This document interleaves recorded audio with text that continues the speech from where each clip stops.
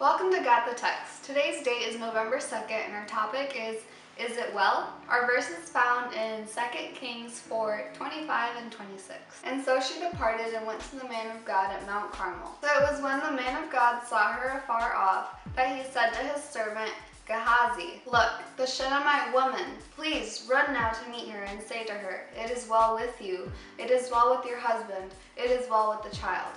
And she answered, "It is well." How much do you really love God? What if you lost everything the way Job did?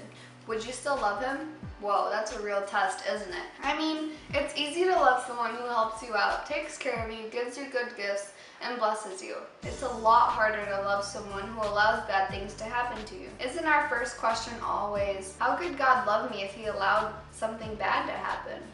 And then we get angry and our next question is, why should I love God if he's going to treat me like that? Actually, you could say that we find out just how much we love God when something bad hits us hard.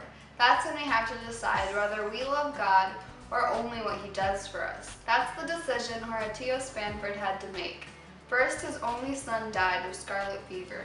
Then all his property was wiped out in a fire. Deciding that his family needed a holiday, Horatio booked passages on a ship, but just before it sailed, he was delayed by business.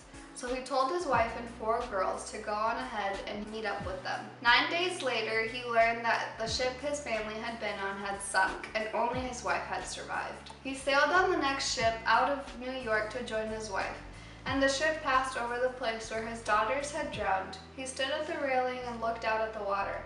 I can only imagine what he was thinking.